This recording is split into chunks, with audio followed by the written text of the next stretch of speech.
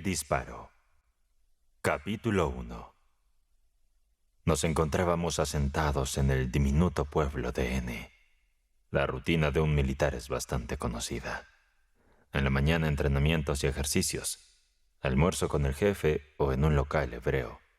Al anochecer, bebidas y juegos de cartas.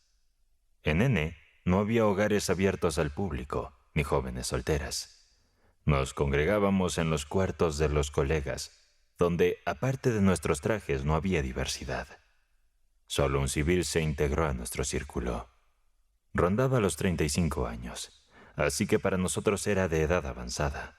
Su sabiduría le otorgaba una notoria superioridad frente a nosotros, y su silencio habitual, su naturaleza austera y sus palabras mordaces dejaban huella en nuestras mentes inexpertas. Había un halo de enigma en torno a él. Parecía ruso, pero su apellido era foráneo. Antes había estado en los húsares, con reconocimiento. Nadie conocía el motivo de su retiro ni por qué eligió vivir en un pequeño y desolado lugar, llevando una vida modesta pero con toques de excentricidad. Caminaba siempre y se envolvía en un desgastado abrigo oscuro, pero los miembros de nuestro batallón siempre eran recibidos en su hogar. Sus banquetes, ciertamente, eran sencillos, cocinados por un exsoldado, pero el vino espumoso no cesaba.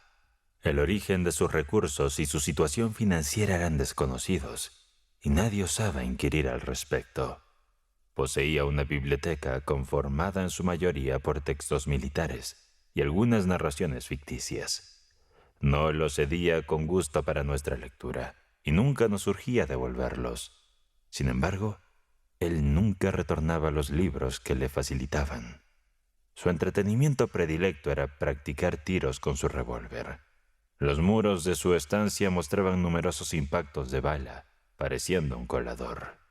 Un variado conjunto de revólveres era el único ostento en el modesto hogar que habitaba. La habilidad que demostraba con su arma predilecta era asombrosa. Si hubiese propuesto disparar a una manzana colocada en la gorra de alguien, ningún integrante de nuestro grupo había dudado en ofrecerse. Nuestros diálogos solían centrarse en los enfrentamientos a duelo. Silvio, nombre con el que lo identificaré, nunca se involucraba en ellos. Al indagar si alguna vez había combatido, respondía de forma escueta afirmativamente, pero no se explayaba más, y era patente que tales interrogantes le incomodaban. Suponíamos que acarreaba en su mente la imagen de algún desafortunado afectado por su implacable puntería. Sin embargo, a ninguno se le ocurría pensar que pudiera ser pusilánime. Hay individuos cuya simple presencia desvanece dicha conjetura. Pero un suceso imprevisto nos dejó a todos perplejos. Un día, aproximadamente 10 de nuestros compañeros compartieron una cena con Silvio. La ingesta de bebidas fue, como solía ser, abundante. Tras la comida le solicitamos a nuestro anfitrión que apartara el mantel para iniciar una partida de faro. Se resistió durante un buen rato, dado que raramente se sumaba a estos juegos, pero finalmente accedió. Pidió que trajeran el mazo de cartas, colocó en la mesa unos 50 ducados y tomó posición para repartir. Nos acomodamos alrededor y el juego dio inicio. Cuando Silvio jugaba, solía envolverse en un manto de total silencio. No debatía ni justificaba sus movimientos. Si algún jugador cometía un error en sus cuentas, él solucionaba el desajuste inmediatamente, pagando la diferencia o registrando el exceso. Estábamos familiarizados con este comportamiento y generalmente le dejábamos actuar a su manera, pero aquella vez contábamos con la presencia de un oficial que recién había sido asignado a nuestro batallón. Durante el juego, el oficial novato, por un descuido, sumó un punto extra. Silvio, con su tiza, corrigió el marcador siguiendo su procedimiento usual. El oficial, creyendo haber acertado, empezó a justificar su suma. Silvio, sin pronunciar palabra, continuó repartiendo. El oficial, ya irritado, tomó el pincel y eliminó lo que creía era un error. Silvio tomó nuevamente la tiza y ajustó la anotación. El oficial, exacerbado por el alcohol, la tensión del juego y las carcajadas de los presentes, Sintió que era un desaire y en un arrebato agarró un caldero de latón de la mesa y se lo arrojó a Silvio, quien por poco evita ser golpeado. El ambiente se tornó gélido. Silvio se puso en pie, pálido de ira, y con una mirada centellante pronunció: «Estimado señor, le ruego que abandone el lugar y agradezca al cielo que esto haya ocurrido bajo mi techo». Ninguno de nosotros tenía incertidumbre sobre el desenlace que se avecinaba, y ya veíamos a nuestro recién llegado compañero como alguien condenado. El oficial se marchó, señalando que estaba dispuesto a responder por su imprudencia de la forma que el anfitrión considerase apropiada. La partida siguió por unos instantes, pero al notar la falta de interés de Silvio, comenzamos a retirarnos gradualmente, rumiando entre nosotros la posible apertura de un puesto en el regimiento. La jornada siguiente, mientras estábamos en el campo de entrenamiento, nos debatíamos entre la incertidumbre y el alivio al ver que el joven teniente aún respiraba. Ante nuestras inquisiciones, él manifestó que no había recibido ninguna noticia de Silvio. Esto nos dejó perplejos. Acudimos al domicilio de Silvio y lo hallamos en el patio, disparando repetidamente a un as colocado en la reja. Su recibimiento fue el habitual, pero guardó silencio respecto al incidente nocturno. 3 días transcurrieron y el teniente seguía entre nosotros. Nos planteábamos con genuina sorpresa: ¿podría ser que Silvio decidiese no desafiarle a duelo? Silvio no optó por el duelo, se conformó con una justificación poco persuasiva y buscó la reconciliación con quien le había ofendido. Esta decisión mermó considerablemente su estima ante nuestros jóvenes. Para ellos la ausencia de coraje es imperdonable, ya que suelen elevar la valentía como la más destacada de las virtudes humanas y el atenuante para cualquier desliz. Sin embargo, con el paso del tiempo, el incidente quedó en el olvido y Silvio recuperó su anterior prestigio. Solo yo no podía relacionarme con él de la misma manera que antes. Mi naturaleza romántica me había llevado a pegarme más que los demás a ese hombre cuya existencia era un enigma y que veía como el protagonista de un drama velado. Sentía cariño por mí. Al menos conmigo dejaba a un lado su tono sarcástico habitual y charlaba sobre variados asuntos de manera amena y singularmente cordial. Sin embargo, tras esa infausta noche, la noción de que su honor se había visto comprometido y que él había consentido que esa mácula persistiera, se aferró a mi mente, obstaculizando el trato que solíamos tener. Me sentía cohibido al mirarle a los ojos. Silvio, con su perspicacia y experiencia, notó esto y dedujo la razón. Parecía inquietarle. Noté en un par de ocasiones su intención de esclarecer el asunto conmigo, pero yo eludí esos momentos y Silvio abandonó el empeño. Desde entonces solo coincidimos en compañía de otros, y nuestros diálogos íntimos se extinguieron. Los ciudadanos de la metrópoli, inmersos en un sinfín de tareas y entretenimientos, no comprenden ciertas emociones que son tan cotidianas para los residentes de localidades más pequeñas, como, por ejemplo, la anticipación por la llegada del correo. Los martes y viernes, la oficina de correspondencia de nuestro regimiento se llenaba de oficiales. Algunos aguardaban remesas, otros esperaban cartas y otros más periódicos. Las entregas se desempaquetaban de inmediato. Las novedades se compartían y el ambiente era muy bullicioso. Silvio recibía su correspondencia a través de nuestro regimiento y usualmente estaba presente cuando llegaban. En una ocasión, le entregaron una carta y con visible ansiedad rompió el sello. Al desplegar el papel, un destello iluminó sus ojos. Los oficiales absortos en sus propias misivas no notaron su reacción. «Amigos», anunció Silvio, «unas circunstancias me obligan a partir de inmediato. Partiré esta misma noche. Espero que se unan a mí en una última cena». «También te espero a ti», me dijo mirándome directamente. «No faltaré», le aseguré. Con eso se retiró rápidamente y nosotros, tras acordar reunirnos más tarde en su residencia, nos dirigimos a nuestros respectivos destinos. Arribé puntualmente en el domicilio de Silvio y encontré que casi todo el regimiento ya estaba allí. Sus pertenencias ya estaban embaladas. Solo quedaban las paredes marcadas por innumerables disparos. Nos acomodamos alrededor de la mesa. Nuestro anfitrión irradiaba buen ánimo, y su jovialidad era contagiosa. Las botellas se descorchaban continuamente, las copas se llenaban y con él el corazón en la mano. Brindábamos por el próspero viaje y futura felicidad de nuestro amigo que se marchaba. Luego de las despedidas, Silvio me tomó del brazo justo cuando me disponía a salir. «Necesito conversar contigo», me dijo con tono serio. Me quedé esperando lo que quería compartir. Los demás ya se habían ido y estábamos a solas, sentados el uno frente al otro. Encendimos nuestras pipas en un mutuo silencio. Silvio se mostraba evidentemente inquieto. Su anterior vivacidad había desaparecido por completo. La pálida tez de su rostro, la brillantez de sus ojos y el denso humo que surgía de sus labios le otorgaban un aspecto casi siniestro. Tras unos minutos de silencio, Silvio finalmente habló. «Quizá esta sea la última vez que nos vemos», comenzó. «Y antes de que nos separemos, quisiera aclarar algo contigo. Puede que hayas notado que rara vez me preocupo por lo que piensan los demás, pero te aprecio y no quisiera dejarte con una percepción errónea de mí». Hizo una pausa mientras sacaba la ceniza de su pipa. Yo permanecía en silencio aguardando.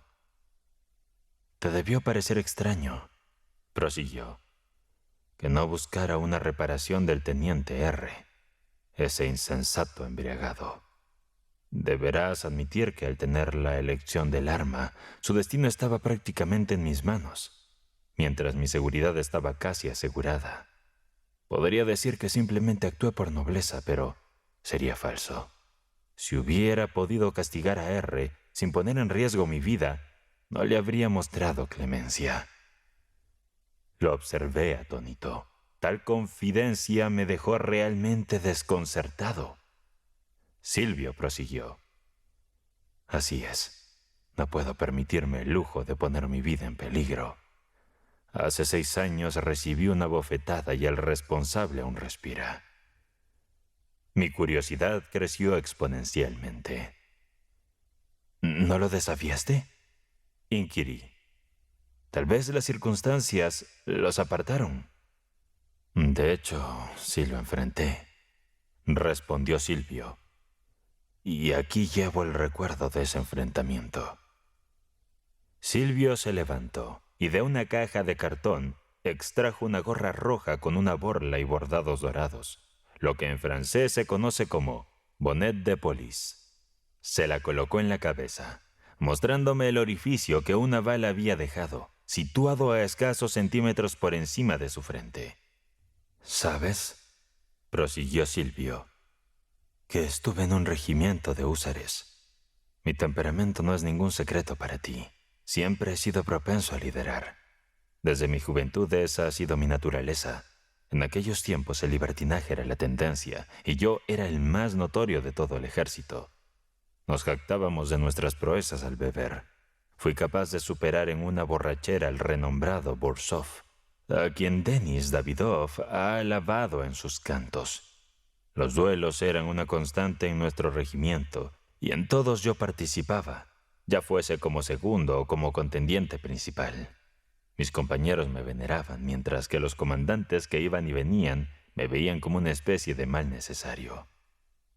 Disfrutaba con plenitud de mi estatus cuando era un joven, miembro de una prominente y acaudalada familia, cuyo nombre omitiré.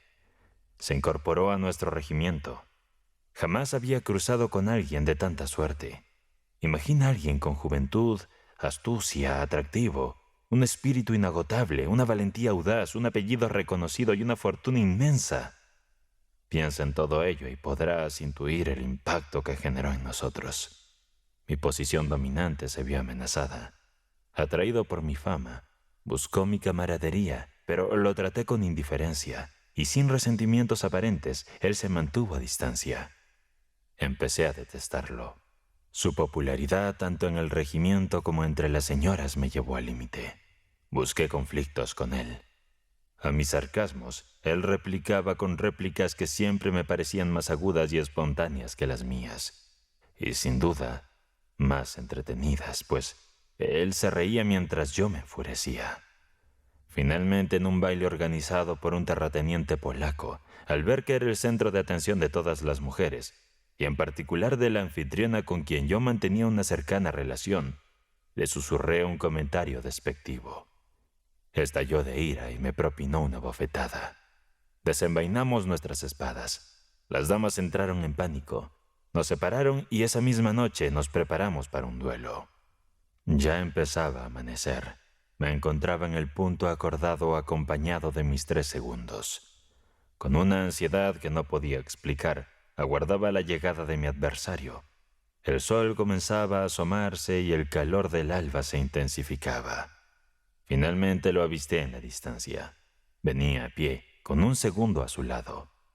Nos dirigimos hacia ellos. Se acercó con su gorra colmada de cerezas negras.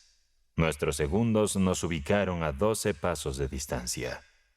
Me correspondía disparar primero, pero sentía tal nerviosismo que dudaba de la precisión de mi pulso. Para darme tiempo de calmarme, le ofrecí el primer disparo. Sin embargo, él no quiso aceptar. Optamos por decidirlo a la suerte. La fortuna, como siempre, le favoreció. Apuntó y su bala rozó mi gorra. Ahora me tocaba a mí. Finalmente su vida estaba a merced de mi mano.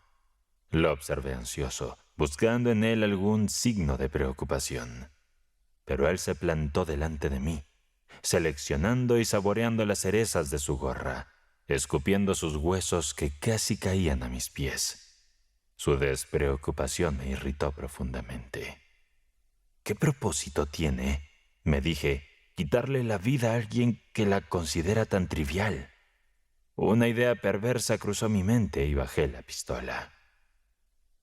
Parece que no estás en disposición de morir ahora, le expresé. Pareces más interesado en tu desayuno y no deseo interrumpirte. No eres ningún inconveniente, replicó. Dispara o haz lo que desees. El turno es tuyo. Estoy a tu disposición en cualquier momento. Me dirigí a los segundos, indicándoles que no tenía intención de disparar ese día, poniendo fin así al duelo. Renuncié a mi posición en el regimiento y me refugié en este rincón. Desde aquel día la venganza ha ocupado mis pensamientos sin cesar. Y ahora ha llegado el momento. Silvio extrajo de su bolsillo la carta que había recibido esa mañana y me la tendió. Al parecer, alguien, quizás su agente o un conocido en Moscú, le informaba de que un individuo estaba a punto de contraer matrimonio con una joven y bella dama. Seguramente ya habrás deducido, dijo Silvio. ¿De quién se trata? Voy a dirigirme a Moscú. Veremos si enfrenta la muerte con el mismo desapego ahora, estando a punto de casarse, como lo hizo aquella vez con sus cerezas. Con esas palabras, Silvio se levantó, lanzó su gorra al suelo y comenzó a caminar de un lado a otro, pareciendo un tigre inquieto en su jaula. Le había escuchado en silencio. Un torbellino de emociones contradictorias me embargaba. Un criado entró para anunciar que los caballos estaban listos. Silvio me estrechó la mano con firmeza y compartimos un emotivo abrazo.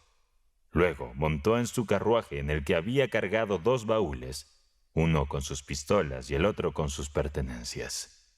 Nos despedimos una última vez y los caballos arrancaron a toda prisa.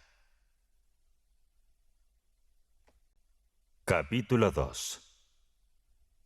Tras varios años, las circunstancias familiares me llevaron a establecerme en el modesto pueblo de M, sumergido en tareas agrícolas. Añoraba con nostalgia mis días anteriores, llenos de aventura y despreocupación. Lo que más me costaba era adaptarme a pasar las noches, ya fueran invernales o primaverales, en una soledad absoluta.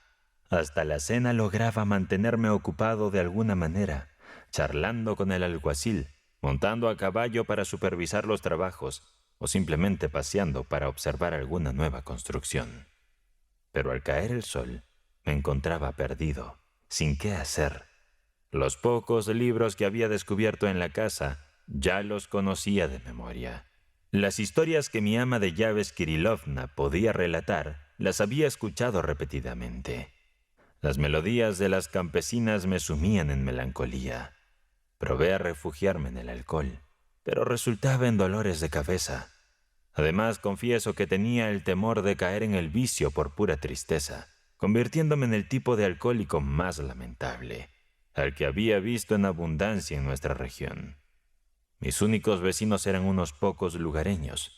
Mayormente se comunicaban entre eructos y lamentos. Prefería la soledad antes que su presencia. Finalmente opté por irme a la cama temprano y cenar lo más tarde posible. De esta forma reducía la duración de la noche y prolongaba el día. Y descubrí que este método era bastante efectivo. A escasas 4 verstas de mi morada se encontraba una lujosa propiedad perteneciente a la condesa B. Sin embargo, el lugar solía estar vacío, habitado únicamente por el administrador. La condesa había visitado su dominio solo una vez, durante su primer año de casada, y ni siquiera se quedó más de un mes. Pero durante la segunda primavera de mi retiro solitario, corrió el rumor de que la condesa, junto con su esposo, planeaban pasar el verano allí. El rumor se confirmó cuando llegaron a principios de junio. En el ámbito rural, la llegada de un vecino acaudalado es todo un suceso. Los terratenientes y sus sirvientes lo discuten con anticipación y no olvidan la ocasión en años. Por mi parte, he de admitir que la noticia de la llegada de una joven y atractiva vecina me emocionó profundamente.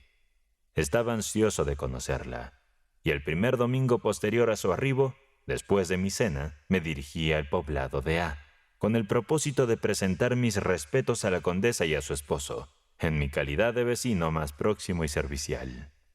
Un criado me guió al despacho del conde y se retiró para anunciar mi llegada. La amplia estancia estaba decorada con una opulencia que raramente había visto. Estanterías repletas de libros adornaban las paredes y estaban rematadas por bustos de bronce. Un espejo de gran tamaño dominaba una chimenea de mármol, y un paño verde extendido en el suelo estaba parcialmente cubierto por elegantes alfombras. Tras tanto tiempo en mi modesta morada, y sin haber presenciado semejante lujo en años, esperaba al conde con una mezcla de anticipación y nerviosismo, similar a un plebeyo aguardando a un alto dignatario. La puerta se abrió, y un hombre de alrededor de 32 años, de distinguida apariencia, hizo su entrada.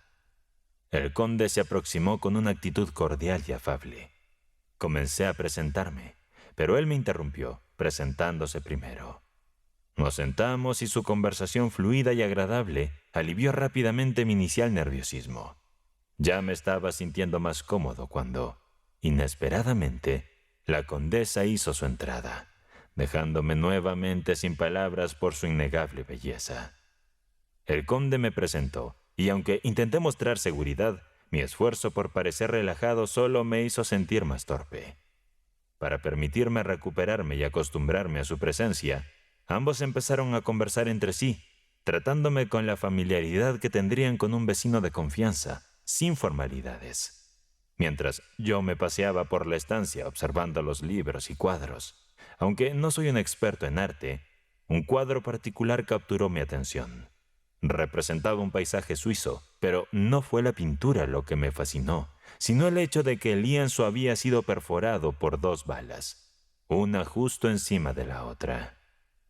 «Gran acierto», exclamé dirigiéndome al conde. «En efecto», asintió. «Un disparo destacado». «¿Tienes buena puntería?», inquirió.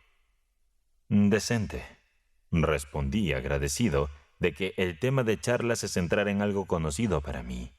«A unos 30 metros puedo darle a una carta sin errar. Hablo, claro está, de una pistola con la que estoy familiarizado». «¿Verdad?», intervino la condesa con una expresión de genuino interés. «¿Y tú, cariño, podrías acertarle una carta desde esa distancia?». «Algún día lo comprobaremos», replicó el conde. Hubo una época en la que no tenía mala puntería, pero lleva ya 4 años que no manejo una. «Vaya», comenté. En ese caso me atrevería a apostar que su señoría no dará en el blanco desde 20 metros. Es indispensable entrenar con la pistola a diario. Lo afirmo por mi experiencia. En mi unidad me tenían por uno de los tiradores más destacados. Hubo un momento en el que no utilicé una pistola durante un mes, ya que la mía estaba en arreglo. Y créame, señoría, cuando volví a disparar, erré 4 veces consecutivas a una botella a esa distancia. Nuestro capitán, un sujeto recurrente y jovial, estaba presente y me comentó: «Claramente, compañero, tu mano no está en contra de la botella». No, señoría, uno no debe dejar de entrenar, o la mano rápidamente pierde su destreza. El tirador más habilidoso que he conocido solía practicar al menos 3 veces diarias antes de su cena. Era tan rutinario para él como tomar su vaso diario de coñac. El conde y la condesa se mostraban claramente interesados en mi relato. «¿Y qué tipo de puntería tenía?», inquirió el conde. «Verá, señoría, si notaba una mosca en la pared, observo su sonrisa, condesa, pero lo juro, es cierto. Si detectaba una mosca, exclamaba: «Kouska, mi arma». Kouska acudía a la pistola cargada y tras un disparo la mosca quedaba aplastada en el muro». «Increíble», asintió el conde. «¿Recuerda su nombre?». «Silvio, señoría». «Silvio», exclamó el conde levantándose de su asiento. «¿Usted conocía a Silvio?». «Por supuesto, señoría. Éramos buenos amigos. En nuestra unidad lo recibimos como si fuese uno de los nuestros, pero hace ya un lustro que perdí contacto con él». «¿Acaso su señoría también lo trató?». «Efectivamente, tuve el placer de conocerlo». «¿Le mencionó alguna vez de un suceso peculiar de su vida?». «¿Se refiere, señoría, al golpe que le dio un desalmado en un baile?». «¿Le confesó quién fue ese desalmado?». «No, señoría, nunca dijo el nombre». «Ah, señoría», proseguí al percatarme de la situación. «Mis disculpas, no estaba al tanto. ¿Podría haber sido usted?». «Ciertamente fui yo», afirmó el noble con una expresión de inusual turbación. «Esa imagen marcada por los disparos es un vestigio de nuestro enfrentamiento previo». «Oh, amada», exclamó la nobleza. «Por el bien de todos no evoques aquello. Sería insoportable para mí oírlo». «No», afirmó el noble. «Te relataré la historia completa. Estás al tanto de cómo ofendí a su camarada, y es adecuado que sepas cómo Silvio buscó su venganza». El noble me ofreció un asiento y con gran atención escuché el relato que continuó. «Hace un quinquenio contraje nupcias. La primera luna, el mes idílico, la disfruté aquí, en esta aldea. A este lugar le debo los instantes más placenteros de mi existencia y también uno de sus episodios más amargos. Un atardecer decidimos aventurarnos en una cabalgata. El equino de mi esposa se mostró intranquilo. Ella se alarmó. Confió en mí sus riendas y regresó caminando. Yo proseguía a los lomos del caballo. En el patio noté una carroza forastera y me informaron que un desconocido aguardaba en mi oficina, rehusándose a identificarse y afirmando que requería conversar conmigo.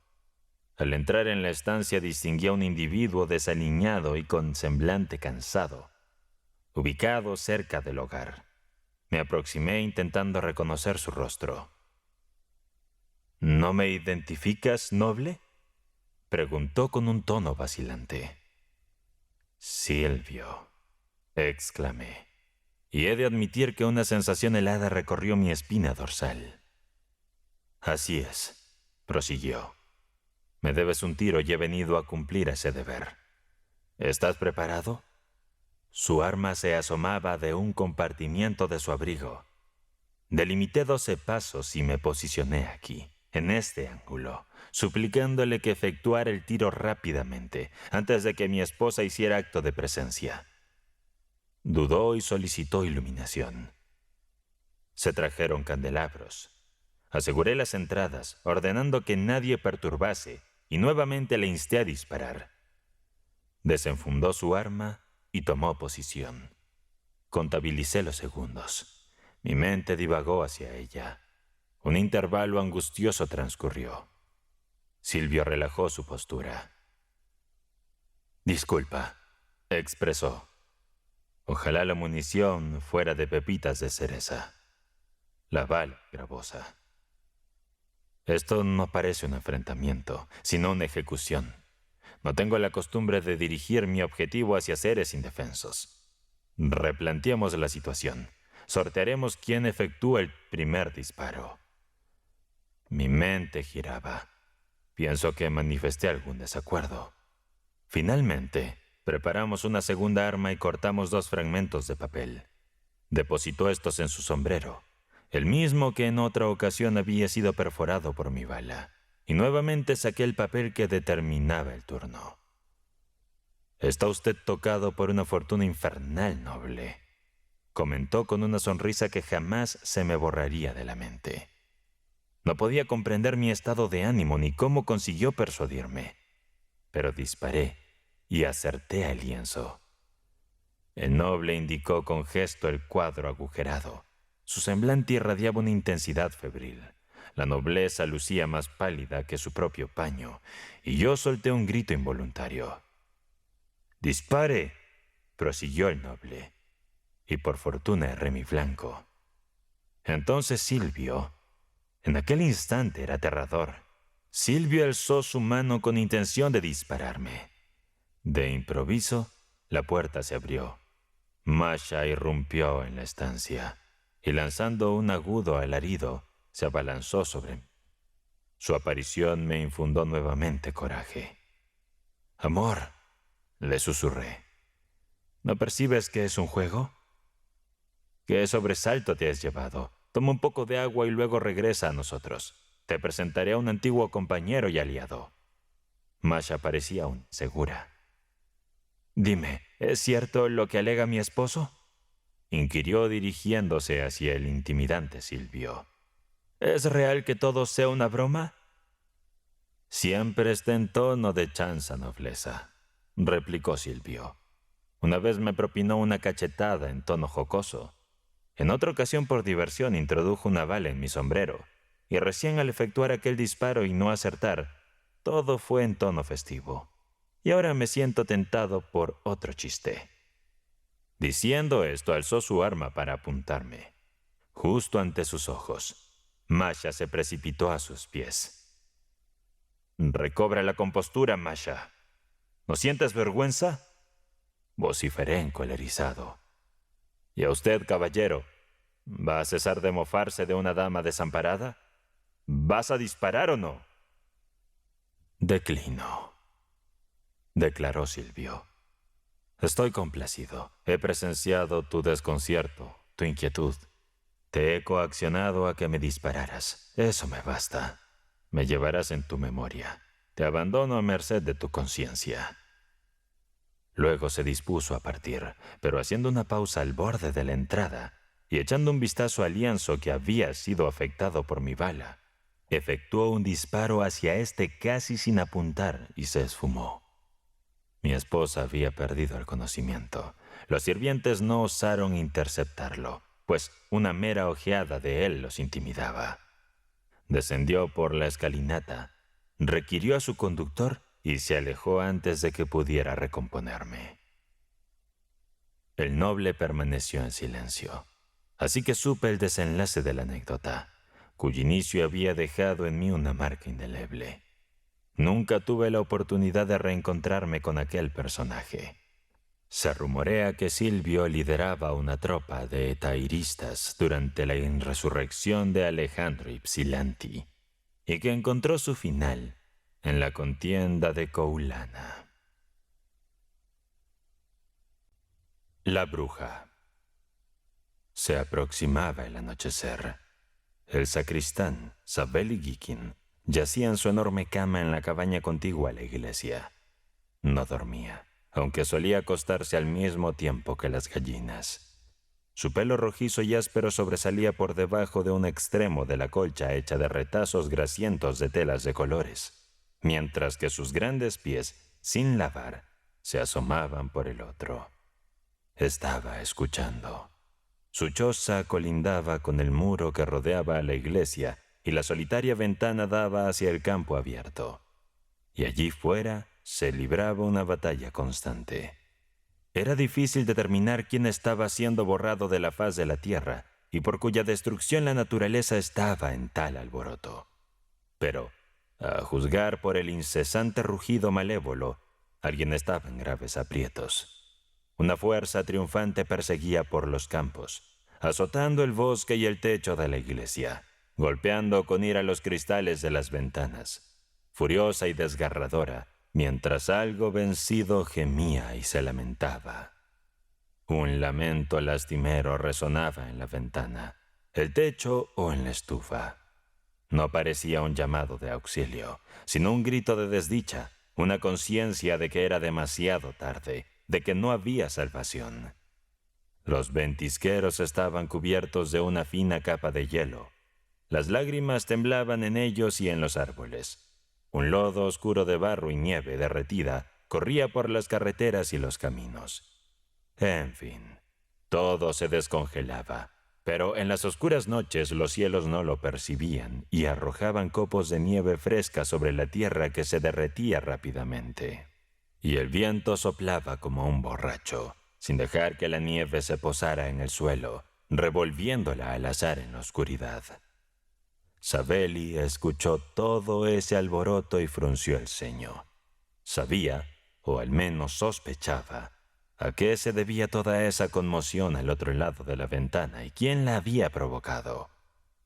«Lo sé», murmuró, moviendo amenazadoramente el dedo bajo las sábanas. «Lo sé todo». La mujer del sacristán, Raisa Milovna, estaba sentada en un taburete junto a la ventana. Una lámpara de hojalata colocada sobre otro taburete, como si fuera tímida y desconfiara de sus propios poderes, emitía una luz tenue y titilante sobre sus anchos hombros, los contornos de su persona atractiva y tentadora, y sobre su espesa trenza que alcanzaba el suelo. Estaba cosiendo cascos de cáñamo con manos ágiles, mientras su cuerpo entero, sus ojos, cejas, labios carnosos y cuello blanco permanecían tan inmóviles como si estuvieran dormidos, absortos en el trabajo monótono y mecánico. Solo de vez en cuando alzaba la cabeza para descansar el cansado cuello. Observaba un momento hacia la ventana donde la tormenta de nieve arreciaba, y luego se inclinaba nuevamente sobre su arpillera. Su hermoso rostro con nariz respingona y hoyuelos no expresaba ni deseo, ni alegría, ni pena. Era como una hermosa fuente que no expresa nada cuando no fluye. Finalmente terminó un saco. Lo dejé a un lado y, estirándose lujosamente, posó sus ojos inmóviles y opacos en la ventana. Los cristales estaban cubiertos de gotas como lágrimas y blancos copos de nieve que caían sobre ellos, miraban a Raisa y se derretían. «Ven a la cama», gruñó el sacristán. Raisa permaneció en silencio, pero de repente parpadeó sus pestañas y sus ojos brillaron con atención. Savelli, que la observaba atentamente desde abajo de la colcha, asomó la cabeza y preguntó: «¿Qué pasa?» «Nada. Me gustaría que alguien viniera», respondió en voz baja. El sacristán apartó las sábanas con brazos y piernas. Se arrodilló en la cama y miró a su esposa sin comprender. La débil luz de la lámpara iluminaba su rostro peludo y marcado por la viruela, y se reflejaba en su áspero cabello enmarañado. «¿Oyes?», preguntó su esposa. A través del constante rugido de la tormenta, captó un débil tintineo fino y monótono, apenas audible, como la nota aguda de un mosquito cuando trata de posarse en la mejilla de alguien y se irrita al ser impedido. «En el poste», murmuró Savelli, agachándose sobre sus talones. A 3 kilómetros de la iglesia pasaba el camino de correos. Cuando el viento soplaba desde la carretera hacia la iglesia, los habitantes de la cabaña podían oír el sonido de las campanas. «Dios mío, qué casualidad que la gente tenga que viajar con este clima», suspiró Raisa. Es el trabajo del gobierno. Tienen que hacerlo, quieran o no, respondió él. La conversación quedó suspendida en el aire y se desvaneció. Ya pasó, dijo Savelli, volviendo a la cama. Pero antes de que tuviera tiempo de cubrirse con las sábanas, escuchó claramente el sonido de una campana. El sacristán miró ansiosamente a su esposa, saltó de la cama y comenzó a caminar nerviosamente de un lado a otro junto a la estufa. La campana siguió sonando durante un momento y luego se apagó, como si hubiera cesado. «No oigo nada», dijo el sacristán, deteniéndose y entrecerrando los ojos hacia su mujer. Pero en ese instante, el viento golpeó la ventana y con él llegó un agudo tintineo. Savelli palideció, carraspeó y volvió a caer de rodillas con los pies descalzos. «El cartero se ha perdido en la tormenta», jadeó, mirando fijamente a su esposa con una expresión maliciosa. «¿Oyes? El cartero se ha perdido. Yo lo sé. ¿Crees que no lo entiendo?», murmuró. «Lo sé todo, maldita seas». «¿Qué sabes?», preguntó Raiza en voz baja, manteniendo los ojos fijos en la ventana. «Sé que todo es obra tuya, diableza. Todo es obra tuya. ¡Maldita seas!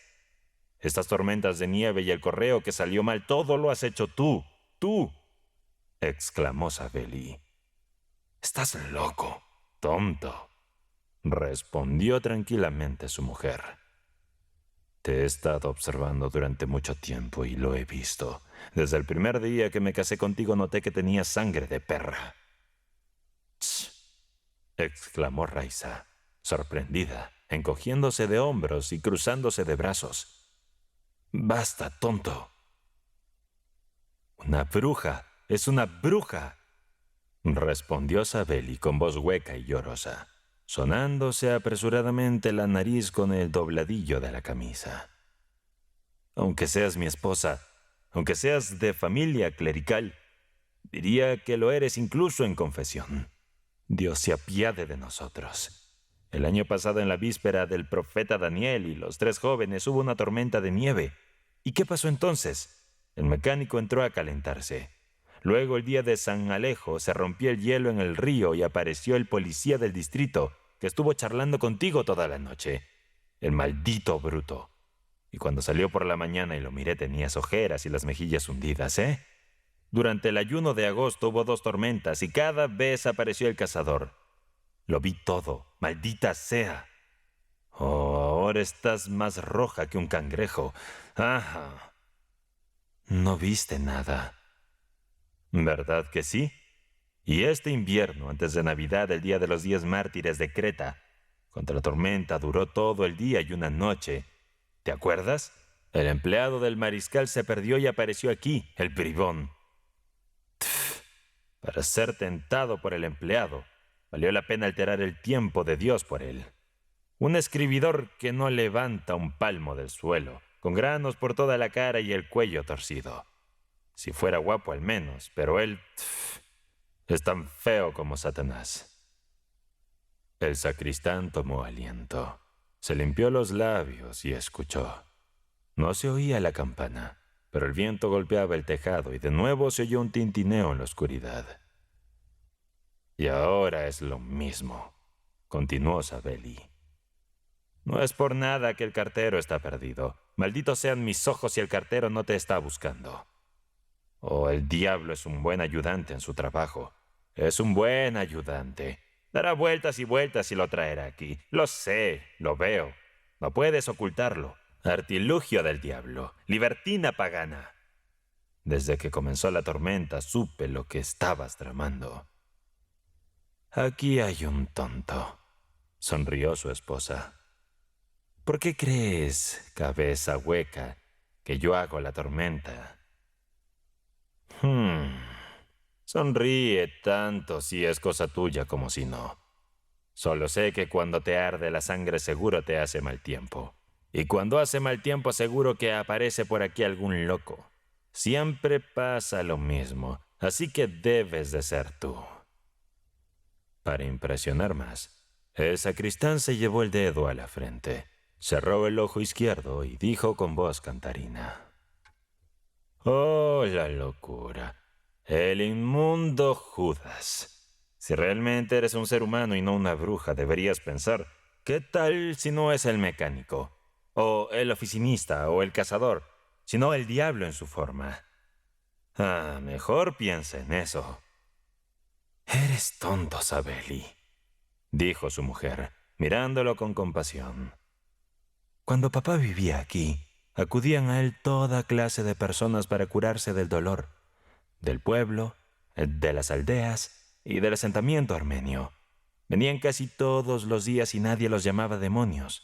Pero si alguna vez al año viene alguien a calentarse por el mal tiempo, te asombras, tonto, y te llenas la cabeza de todo tipo de ideas al instante».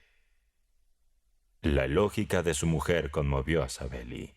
Se quedó de pie, con los pies descalzos y separados. Bajó la cabeza y reflexionó. Aún no estaba completamente convencido de la veracidad de sus sospechas, y el tono genuino y despreocupado de su mujer lo desconcertó bastante. Sin embargo, después de pensarlo un momento, meneó la cabeza y dijo: «No es que sean ancianos o tullidos con las piernas torcidas. Siempre son los jóvenes los que quieren venir por la noche. ¿Por qué? Y si solo quisieran calentarse, pero hacen travesuras. No, mujer, no hay criatura en este mundo tan astuta como tu especie femenina. De verdadero cerebro no tienes ni una onza, menos que un estornino. Pero la astucia del diablo, oh, que la reina del cielo nos proteja. Ahí está la campana del cartero. Desde que apenas comenzaba la tormenta supe que todo pasaba por tu mente. Esa es tu brujería, araña, arpía. ¿Por qué me sigues, pagano?». Perdió la paciencia su mujer. «¿Por qué estás pegado a ella como brea?».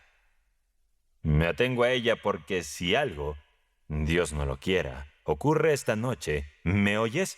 Si algo ocurre esta noche, mañana por la mañana iré directamente a ver al padre Nicodim y se lo contaré todo. «Padre Nicodim», le diré, «discúlpeme, pero ella es una bruja». «¿Por qué? ¿Quieres saber por qué?». «Ciertamente, y se lo diré». «Y ay de ti, mujer. No solo en el terrible tribunal, sino también en tu vida terrenal serás castigada. En vano hay oraciones en el breviario contra los de tu clase». De repente, llamaron a la ventana con un ruido fuerte e inusual, que Sabeli se puso pálido y casi cae de espaldas del susto. Su mujer se levantó de un salto y también se puso pálida. «Por el amor de Dios, entremos y calentémonos», oyeron en un bajo profundo y tembloroso. «Por el amor de Dios, nos hemos perdido». «¿Quién eres?», preguntó Raiza, temerosa de mirar por la ventana. «El cartero», respondió una segunda voz. «Has tenido éxito con tus trucos del diablo», dijo Sabeli con un gesto de la mano. «No hay error, tengo razón. Será mejor que tengas cuidado». El sacristán saltó a la cama en 2 saltos. Se estiró sobre el colchón de plumas y olfateando con rabia se volvió con la cara hacia la pared. Pronto sintió una corriente de aire frío en la espalda. La puerta crujió y alta figura de un hombre, cubierto de nieve de pies a cabeza, apareció en el umbral. Detrás de él se veía una segunda figura igual de blanca. «¿Tengo que traer las maletas?», preguntó el segundo con voz ronca y grave. «No puedes dejarlas ahí», respondió la primera figura mientras se desataba la capucha. Pero desistió y tirando impacientemente junto con la gorra, la arrojó con rabia cerca de la estufa. Luego se quitó el gabán, lo arrojó junto a la estufa y sin despedirse comenzó a pasearse de un lado a otro de la cabaña. Era un joven cartero rubio que vestía un uniforme raído y unas botas altas negras de aspecto oxidado. Tras calentarse caminando de un lado a otro, se sentó a la mesa. Estiró los pies llenos de barro hacia los sacos y apoyó la barbilla en el puño. Su pálido rostro, enrojecido en algunas partes por el frío, aún mostraba vívidas huellas del dolor y el terror por los que acababa de pasar. Aunque distorsionado por la ira y con huellas del sufrimiento reciente, físico y moral, era apuesto a pesar de la nieve derretida en las cejas, los bigotes y la corta barba. «Es una vida de perros», murmuró el cartero, mirando alrededor de las paredes y pareciendo apenas capaz de creer que estaba en el calor. «Casi nos perdemos. Si no hubiera sido por tu luz, no sé qué habría pasado. Solo Dios sabe cuándo acabará todo. La vida de este perro no tiene fin». «¿A dónde hemos venido?», preguntó, bajando la voz y alzando los ojos hacia la mujer del sacristán. «A la colina Gulyaevsky, en la finca del general Kalinovsky», respondió ella, sobresaltada y ruborizada. «¿Me oyes, Stefan?». El cartero se volvió hacia el conductor, que estaba encajando la puerta con una enorme bolsa de correo sobre los hombros. «Hemos llegado a la colina Gulyaevsky». «Sí, estamos muy lejos». Pronunciando estas palabras como un ronco suspiro, el cochero salió y poco después regresó con otra bolsa. Luego salió una vez más, y esta vez trajo la espada del cartero en un gran cinturón, del modelo de aquella larga hoja plana con la que Judith es retratada junto al lecho de Holofernes en las xilografías baratas. Colocó las bolsas junto a la pared. Salió a la habitación exterior, se sentó allí y encendió su pipa. «¿Le apetece un té después del viaje?», preguntó Raíssa. «¿Cómo vamos a sentarnos a tomar el té?», dijo el cartero, frunciendo el ceño. «Debemos darnos prisa, entrar en calor y ponernos en marcha, o llegaremos tarde al tren del correo. Nos quedaremos 10 minutos y luego nos pondremos en camino. Tenga la bondad de indicarnos el camino». «Qué mal clima hace», suspiró Raíssa. Sí. ¿Y usted quién es?» Vivimos aquí, cerca de la iglesia. Somos del clero. Allí está enterrado mi marido». «Sabeli, levántate y da las buenas tardes». Esta solía ser una parroquia independiente hasta hace 18 meses. Claro, cuando la alta burguesía vivía aquí, había más gente y los servicios valían la pena.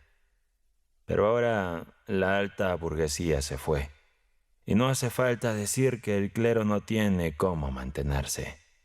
El pueblo más cercano es Markovka, y está a más de 3 millas. Sabeli ahora está jubilado y consiguió el trabajo de ser vigilante. Tiene que cuidar la iglesia.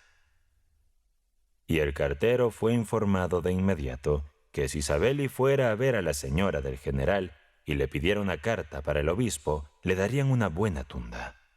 Pero él no va a ver a la señora del general, porque es perezoso y tiene miedo de la gente. Nosotros también somos el clero», añadió Raíssa. «¿Cómo se sostienen?», preguntó el cartero. «Hay un huerto y un prado que pertenecen a la iglesia, pero de ahí no sacamos mucho. El viejo tacaño, el padre Nicodim del pueblo vecino, celebra aquí el día de San Nicolás en invierno y en verano, y se lleva casi toda la cosecha para él. No hay nadie que nos defienda». «Mientes», gruñó Sabeli con voz ronca. «El padre Nicodim es un alma santa, una lumbrera de la iglesia, y si se lleva algo, es lo que dice el reglamento». «Llevas una cruz», dijo el cartero con una sonrisa. «¿Cuánto tiempo llevan casados?» «Fue hace 3 años, el último domingo antes de Cuaresma. Mi padre fue sacristán aquí en los viejos tiempos, y cuando llegó su hora, fue al consistorio y pidió que enviaran algún soltero para casarse conmigo, y así yo pudiera mantener el lugar. Así que me casé con él». «Ajá, así que mataste 2 pájaros de un tiro», dijo el cartero observando a Sabeli. «Conseguiste esposa y trabajo al mismo tiempo». Sabeli retorció la pierna con impaciencia y se acercó a la pared. El cartero se apartó de la mesa, se estiró y se sentó sobre la bolsa de correo. Después de pensarlo un momento, apretó las bolsas con las manos, cambió de posición y se recostó con un pie tocando el suelo. «Es una vida difícil», murmuró, poniendo las manos detrás de la cabeza y cerrando los ojos. No se le desearía ni a un tártaro salvaje. Pronto todo quedó en silencio. Solo se escuchaba el olfato de Sabeli y la respiración lenta y uniforme del cartero dormido, que emitía un profundo y prolongado con cada respiración. De vez en cuando se oía en su garganta un sonido parecido al crujido de una rueda, y su pie tenso se movía contra la bolsa. Sabeli se removió bajo las mantas y miró lentamente a su alrededor. Su esposa estaba sentada en un taburete, con las manos apretadas contra las mejillas, mirando el rostro del cartero. Su expresión era inmóvil, como la de alguien asustado y estupefacto. «¿Qué miras con la boca abierta?», susurró Sabeli en tono enfadado. «¿Qué pasa? Acuéstate», respondió su mujer sin apartar la vista del visitante. Sabeli exhaló airadamente y se volvió bruscamente hacia la pared. 3 minutos después se dio la vuelta inquieto, se arrodilló en la cama y con las manos en la almohada miró con recelo a su esposa. Ella seguía sentada, inmóvil, con la mirada fija en el visitante. Sus mejillas estaban pálidas y sus ojos brillaban con un fuego extraño. Sabeli carraspeó. Se arrastró hacia adelante como fuera de la cama y acercándose al cartero, le puso un pañuelo sobre la cara. «¿Para qué es eso?», preguntó su mujer. «Para mantener la luz fuera de sus ojos». «Entonces apaga la luz». Sabeli miró con desconfianza a su mujer, frunció los labios hacia la lámpara, pero luego reconsideró y juntó las manos. «¿No es una artimaña diabólica?», exclamó. «¿Hay alguna criatura más astuta que las mujeres?». «Ah, demonio de larga falda», siseó su esposa, frunciendo el ceño con irritación. «Espera un momento». Acomodándose más cómodamente, volvió a mirar al cartero. No le importaba que tuviera la cara cubierta. No estaba tan interesada en su rostro como en todo su aspecto, en la novedad de aquel hombre. Su pecho era ancho y poderoso, sus manos delgadas y bien formadas, y sus piernas gráciles y musculosas eran mucho más atractivas que los muñones de Sabeli. En realidad no había comparación posible. «Aunque sea un diablo de larga falda», dijo Sabeli después de un breve silencio, «no tienen por qué dormir aquí. Es responsabilidad del gobierno. Tendremos que responder por ellos. Si tienen cartas que entregar, que las entreguen. No pueden quedarse dormidos». Tú!», gritó Sabeli hacia afuera. «Tú, conductor, ¿cómo te llamas? ¿Necesitas que te muestre el camino? Levántate, los carteros no deben dormir». Y Sabeli, completamente despierto, corrió hacia el cartero y le tiró de la manga. «Oiga, señor, si tienes que irte, vete. Si no, no te duermas aquí. No es apropiado». El cartero se levantó de un salto, se sentó, recorrió la cabaña con la mirada perdida y volvió a tumbarse. «¿Pero cuándo te irás?», pateó Sabeli. «Para eso tienes el trabajo, para ser puntual, ¿me oyes? Yo te llevaré». El cartero abrió los ojos, calentado y relajado por su primer dulce sueño. Aún no del todo despierto, vio como a través de una neblina el cuello blanco y los ojos inmóviles y seductores de la mujer del sacristán. Cerró los ojos y sonrió como si todo hubiera sido un sueño. «Vamos, ¿cómo vas a salir con este tiempo?», escuchó una voz suave y femenina. «Deberías dormir bien y te haría bien». «¿Y qué pasa con el trabajo?». dijo Sabeli ansioso.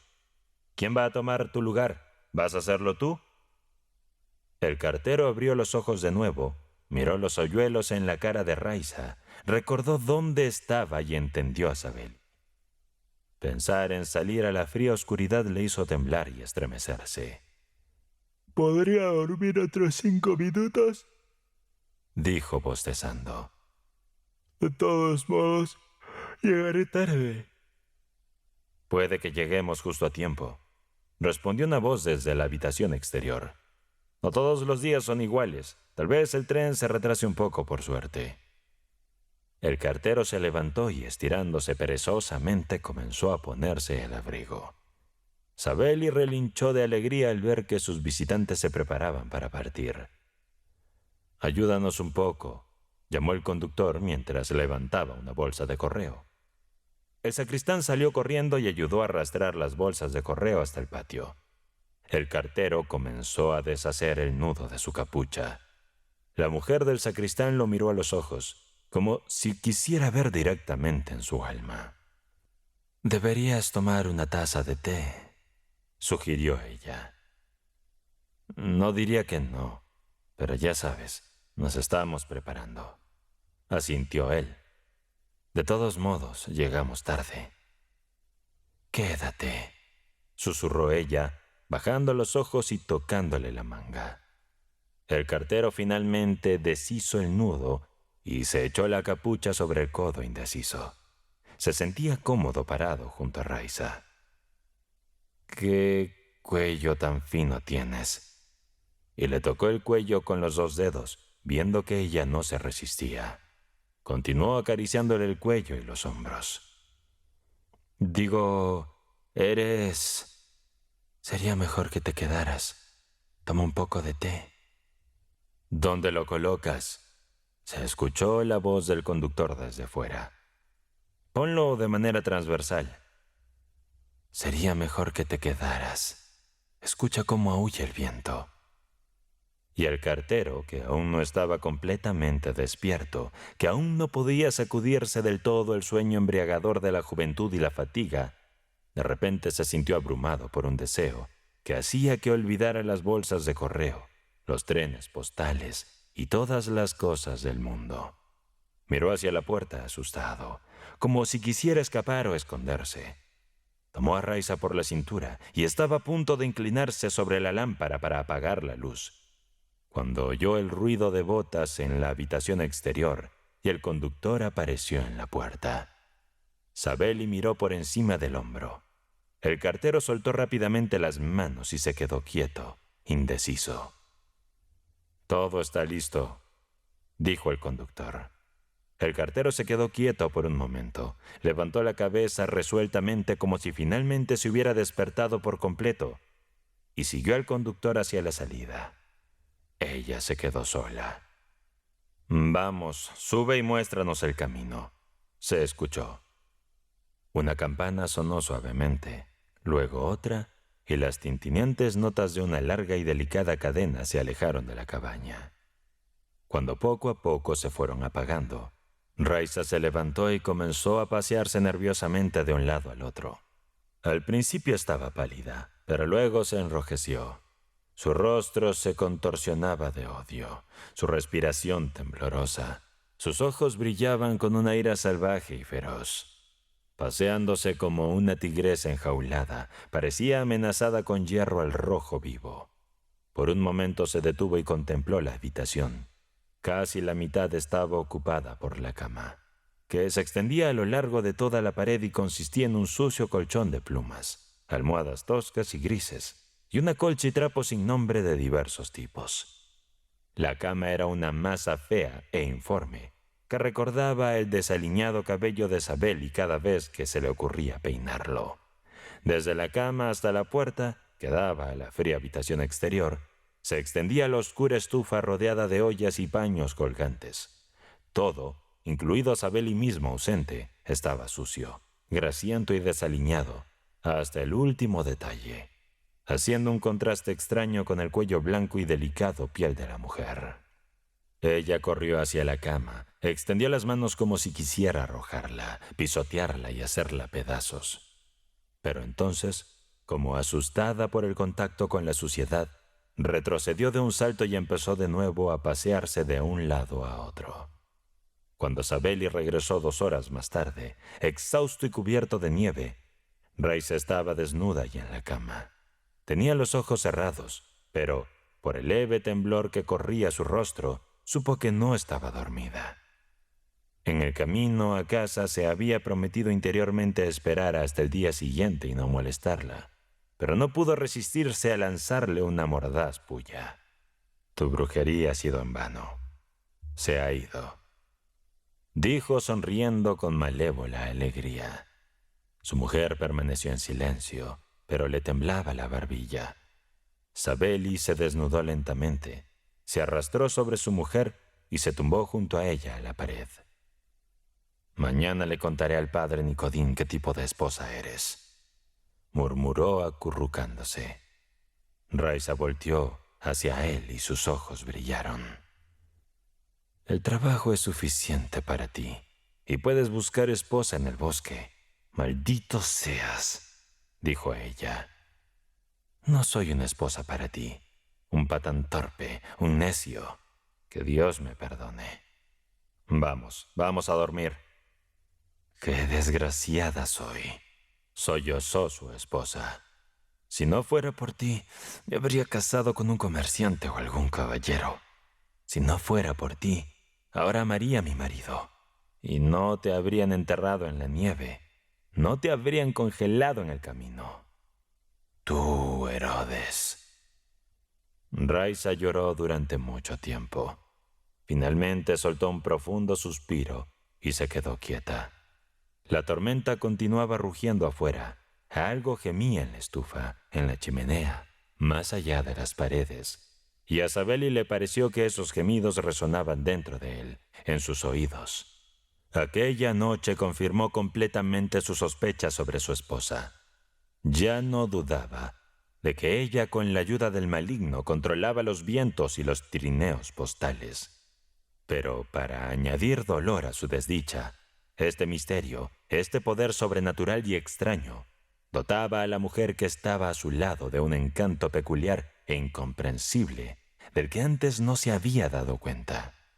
El hecho de que, en su estupidez, la envolviera inconscientemente con una aura poética la hacía parecer más pura, más elegante, más inalcanzable. «Bruja», murmuró indignado. «Horrible criatura». Sin embargo, mientras esperaba a que aquella se calmara y comenzara a respirar regularmente, tocó su cabeza con el dedo. Sostuvo su gruesa trenza en la mano durante un momento. Ella no lo sintió. Luego, con valor, le acarició el cuello. «¡Déjalo!», gritó ella, y le golpeó la nariz con el codo con tal fuerza que vio las estrellas ante sus ojos. El dolor en su nariz pronto pasó, pero la tortura en su corazón persistió. Después del baile. ¿Y tú afirmas que una persona no puede por sí misma entender qué es el bien y qué es el mal?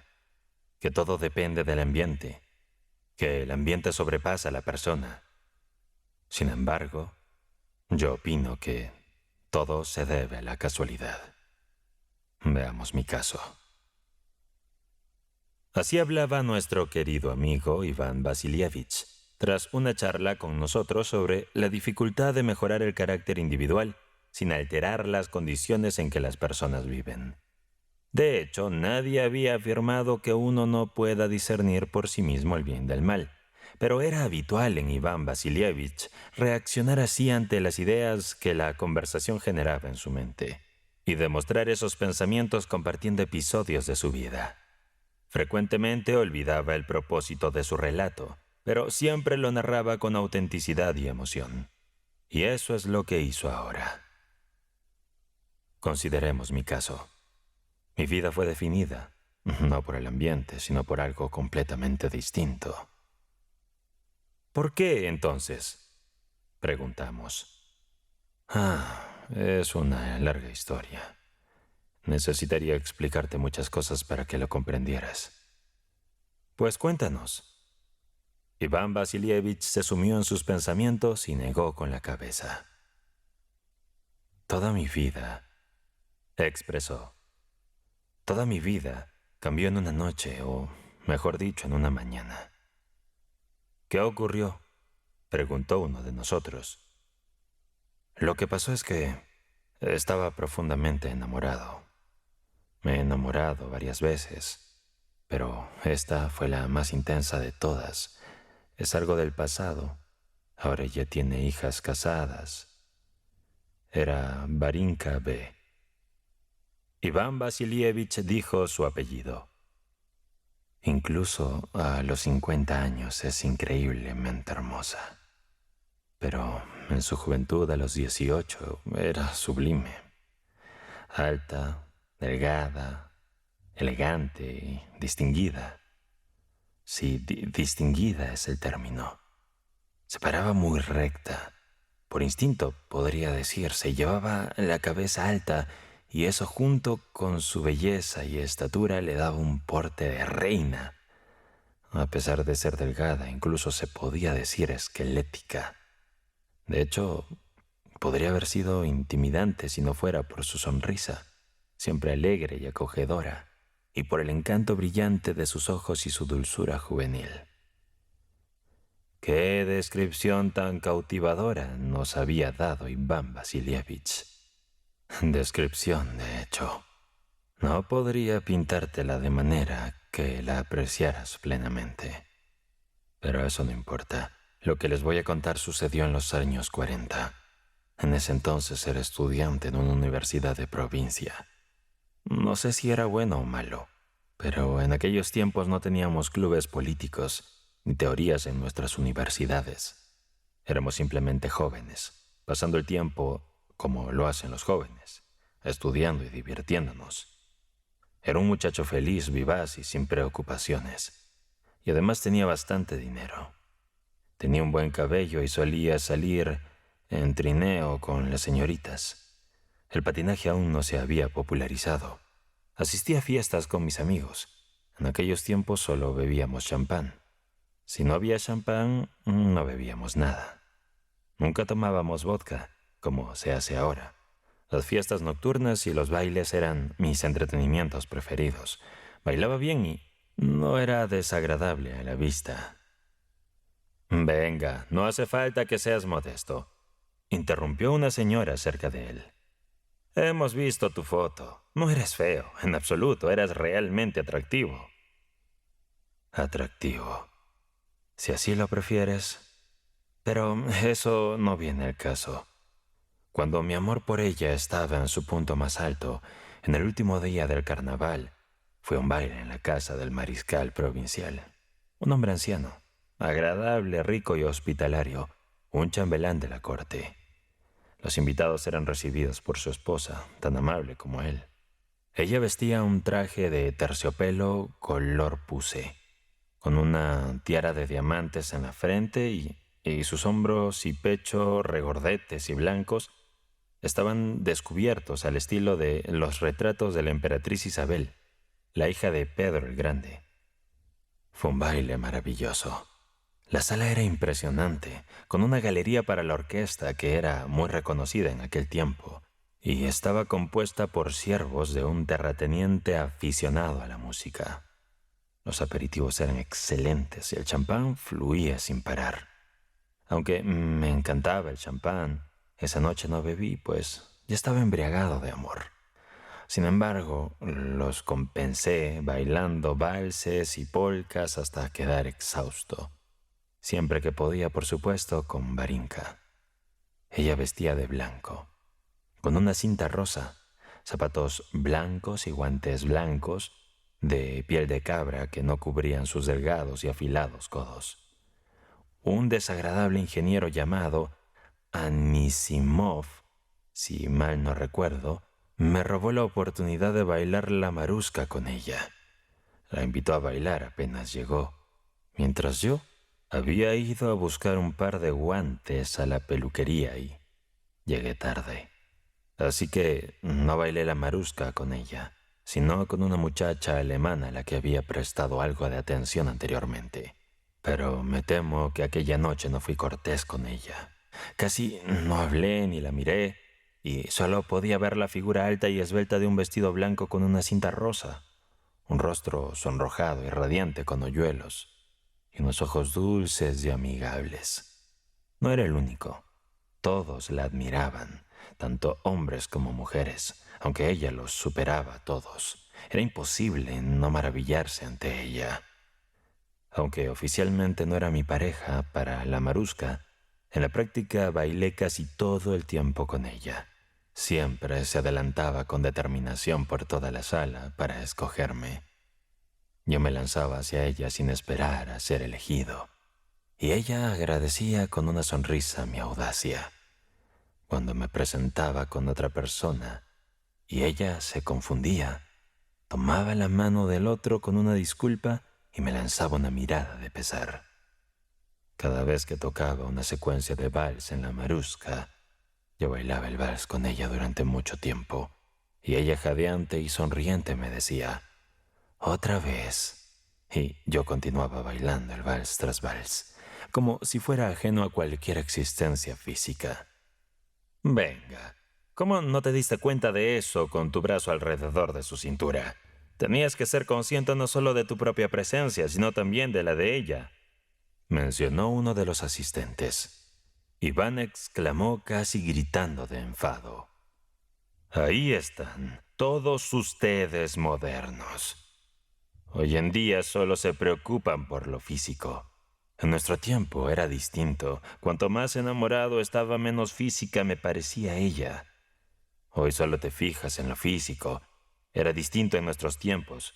Cuanto más me enamoraba, menos física me parecía. Ahora solo piensas en piernas, tobillos y qué sé yo. Desnudas con la mirada a las mujeres que amas. A mis ojos, como decía Alphonse Karr, y era un buen escritor, la mujer que yo amaba siempre estaba vestida de bronce. Nunca se nos ocurría hacer tal cosa. Intentábamos cubrir su desnudez como el hijo respetuoso de Noé. Oh, bueno, no lo pueden entender. Ignóralo, vamos, dijo uno de ellos. Bueno, bailé la mayor parte del tiempo con ella, y no me percaté de cómo volaba el tiempo. Los músicos seguían tocando las mismas maruscas una y otra vez, exhaustos por el esfuerzo. Ya se sabe lo que sucede al final del baile. Los padres y madres ya se levantan de las mesas de juego en el salón esperando la cena. Los sirvientes iban y venían llevando cosas. Eran casi las 3. Debía aprovechar al máximo los últimos momentos. La escogí de nuevo para la maruska, y por enésima vez danzamos por todo el salón. La ronda después de la cena es mía, le dije, llevándola a su lugar. Por supuesto, a menos que me lleven a casa, respondió ella con una sonrisa. No te dejaré, le dije. Dame mi abanico, de todas formas, contestó ella. Me cuesta mucho separarme de él, le dije entregándole un abanico blanco económico. Bueno, aquí tienes algo para que te consueles, dijo ella arrancando una pluma del abanico y dándomela. Tomé la pluma, y solo pude expresar mi extrema alegría y agradecimiento con la mirada. No solo estaba contento y feliz, estaba eufórico, encantado. Era bondadoso, no era yo mismo, sino una criatura que no era de este mundo, que no conocía la maldad. Oculté la pluma en mi guante y me quedé ahí, incapaz de alejarme de ella. Mira, están animando a papá a bailar, me señaló, apuntando hacia la imponente figura de su padre. Un coronel con charreteras de plata, de pie en la puerta rodeado de algunas señoras. «Varinka, ven acá», gritó en voz alta nuestra anfitriona, la señora con el forronier de diamantes y hombros al estilo de Isabel.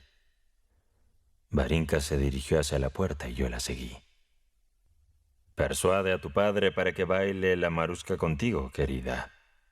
Por favor, hazlo», Peter Valdilasbovich le dijo dirigiéndose al coronel. El padre de Varinka era un anciano muy atractivo y bien conservado. Tenía un rostro saludable, bigotes rizados al estilo de Nicolás, patillas blancas que se unían con los bigotes. Su cabello estaba peinado hacia adelante y una sonrisa radiante, similar a la de su hija, iluminaba su rostro y sus ojos. Su postura era imponente, con un pecho ancho adornado con varias medallas, hombros robustos y piernas largas y esbeltas. Representaba ese prototipo extremadamente militar, forjado bajo la disciplina del emperador Nicolás I. Al acercarnos a la puerta, el coronel se resistía a bailar, alegando que había olvidado cómo hacerlo. Sin embargo, en ese momento sonrió, realizó un elegante movimiento con su brazo izquierdo, sacó su espada de la vaina, se la pasó a un joven ayudante cercano y se ajustó el guante de su mano derecha. «Todo debe hacerse de forma reglamentaria», comentó con una sonrisa. Tomó la mano de su hija y se posicionó girando un cuarto de vuelta en espera de la música.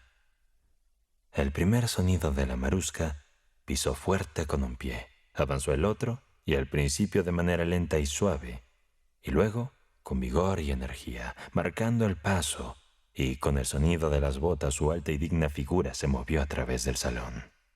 Varinka, con gracia a su lado, se movía rítmica y ágilmente, adaptando sus pasos, cortos o largos, a sus zapatillas de satén blanco. Todos los asistentes en el salón observaban cada movimiento de la pareja. En mi caso, no solo los admiraba, sino que los veía con entusiasmada simpatía. Las botas del anciano caballero captaron especialmente mi atención. No eran las modernas puntiagudas, sino un cuero común, con punteras cuadradas y claramente hechas por el zapatero del regimiento.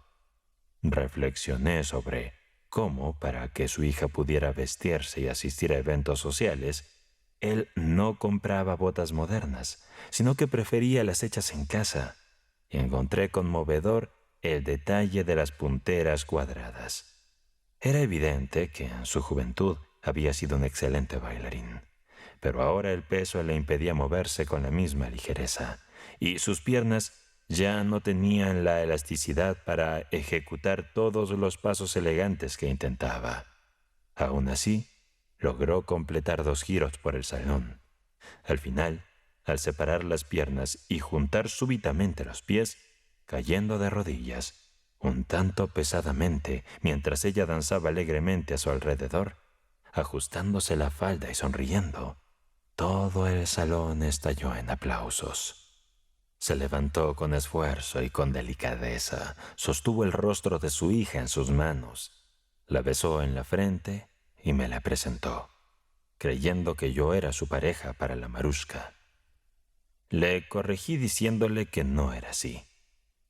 «Bueno, no importa. Baila por el salón con ella», me dijo con una sonrisa amable mientras volvía a guardar su espada. Como el líquido de una botella empieza a fluir sin esfuerzo, después de la primera gota vertida, mi amor por Varinka parecía desatar todo el poder del amor dentro de mí.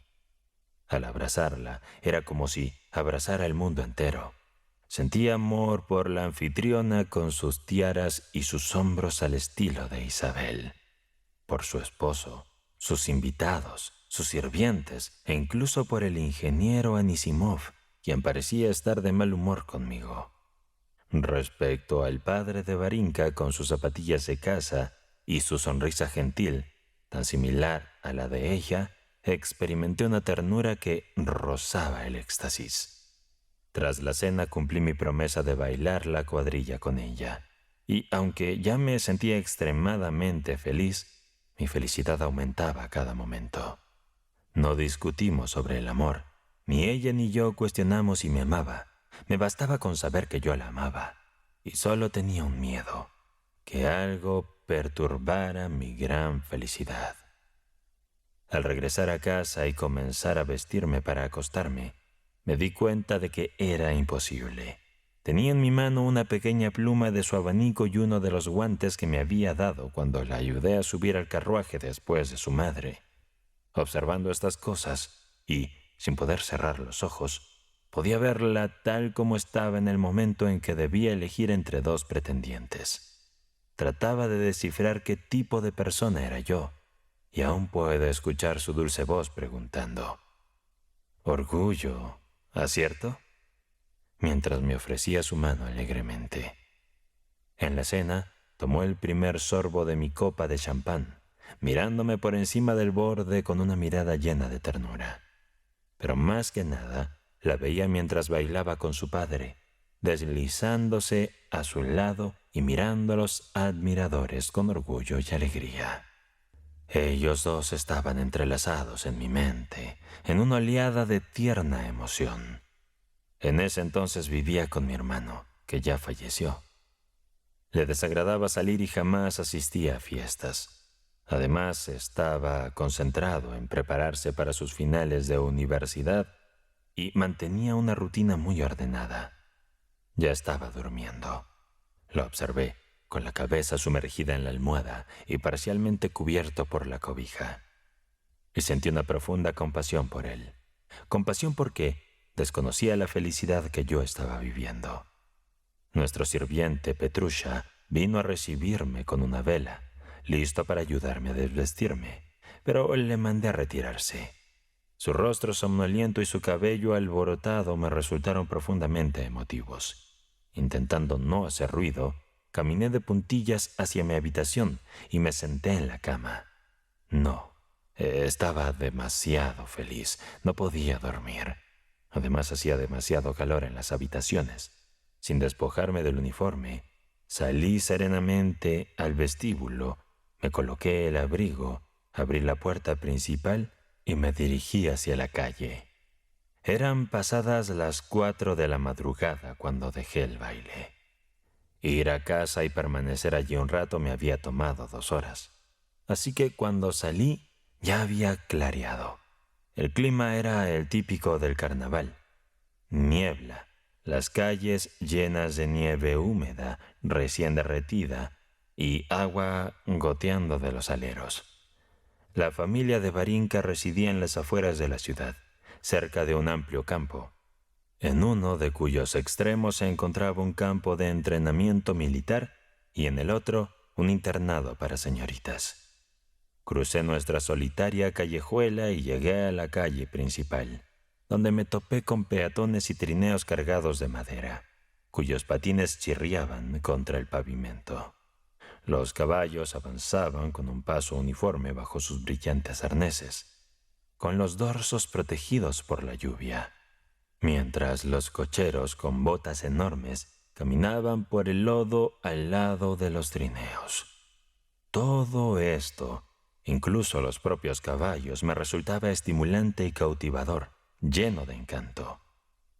Al aproximarme al campo, cerca de su casa, observé algo muy grande y oscuro en uno de sus extremos, hacia el área del campo militar, y escuché el sonido de flautines y tambores emitiendo desde allí.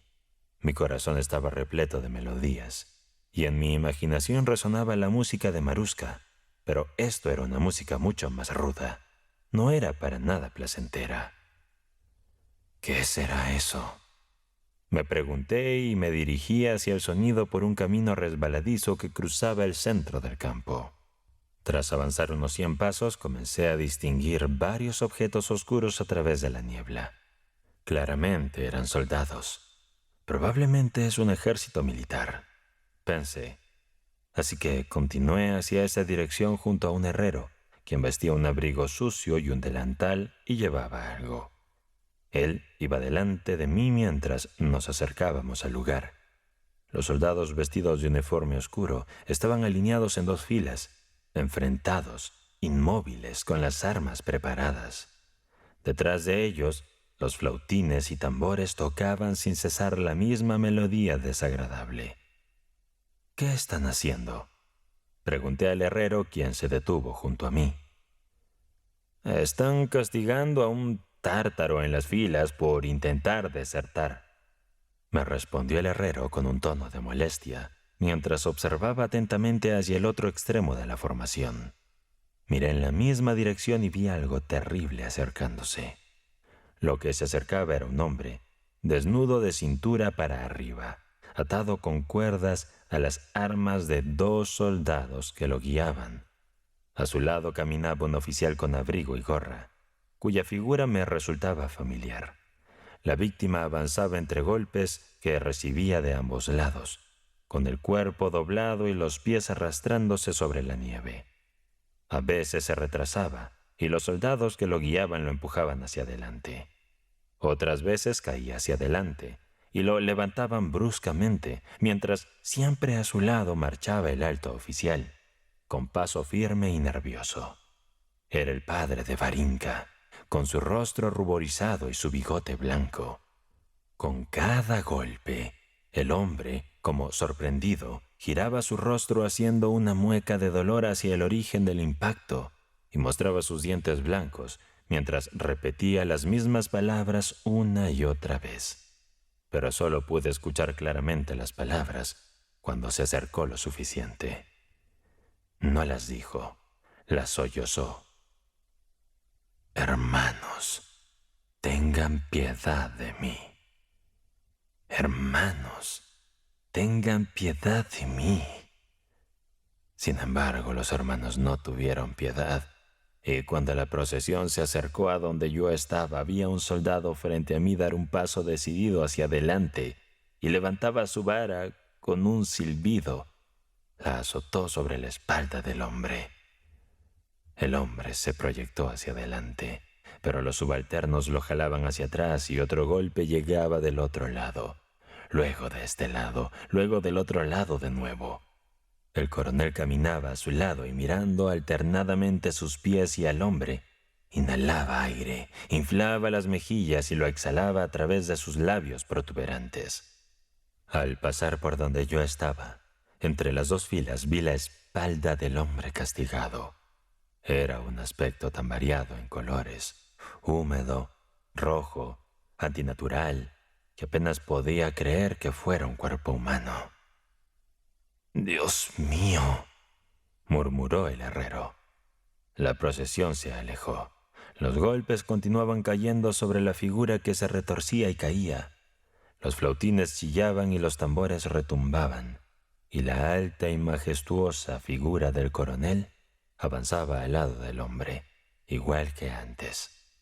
De pronto el coronel se detuvo y se dirigió rápidamente hacia un hombre en las filas. «Te enseñaré a golpear suavemente». Escuché su voz enfurecida. «¿Así le pegarás? ¿Eso harás?» Y vi cómo su fuerte mano enguantada en gamuza golpeaba al soldado débil, pálido y aterrorizado por no asestar con suficiente fuerza su vara sobre el cuello enrojecido del tártaro. «¡Traigan palos nuevos!», gritó, y al mirar alrededor me vio. Adoptando una expresión de no conocerme y con un ceño feroz y enojado, se apresuró a alejarse. Me sentí tan avergonzado que no sabía dónde mirar. Era como si me hubiesen sorprendido en un acto deshonroso. Bajé la mirada y me apresuré a regresar a casa. Durante todo el camino el sonido de los tambores y el silbido de los flautines resonaban en mis oídos, y las palabras «Hermanos, tengan piedad de mí» o «¿Así le darás? ¿Eso quieres?». Mi corazón se llenó de un asco físico que rozaba la enfermedad. Tanto que tuve que detenerme varias veces en el camino, pues sentía que realmente iba a enfermar por el horror que esas visiones provocaron en mí. No recuerdo cómo llegué a casa y me acosté, pero justo cuando estaba a punto de quedarme dormido, oí y vi de nuevo todo lo sucedido, y salté de la cama. Claramente él sabe algo que yo desconozco. Reflexioné sobre el coronel. Si yo tuviera su conocimiento, seguramente entendería lo que acababa de presenciar y no me afectaría tanto. Sin embargo, por más que lo intentaba, no lograba entender lo que el coronel sabía. Al caer la noche el sueño se me escapaba y solo después de llamar a mi amigo y beber hasta la ebriedad conseguí algún alivio. Llegué a la conclusión de que lo que había visto era un acto malvado. Oh, no. Dado que se ejecutó con tal determinación y fue aceptado por todos como necesario, seguramente tenían conocimiento de algo que yo desconocía. Así pensaba y trataba de entender, pero no importaba. Nunca llegué a comprenderlo, ni en ese momento ni después, y al no poder hacerlo no pude seguir con mis planes de entrar al servicio como tenía intención. No me refiero solo al servicio militar, tampoco me uní al servicio civil, y así terminé no sirviendo para nada, como puedes ver. Sí, sabemos lo inútil que ha sido, comentó uno de nosotros. Pero cuéntanos, ¿cuántas personas habrían sido útiles si no fuera por ti? Eso es una tontería, respondió Iván Vasilievich con evidente molestia. Bueno, ¿y qué pasó con tu historia de amor? ¿Mi amor? Se esfumó a partir de ese día, cuando ella se mostraba pensativa y soñadora, lo cual sucedía a menudo. Inmediatamente me venía a la mente la imagen del coronel en el campo de armas, y me sentía tan incómodo y fuera de lugar que comencé a visitarla menos. Así que mi amor se disipó. Sí, esos momentos surgen y pueden cambiar y dirigir el curso de la vida de uno. Concluyó. ¿Y tú dices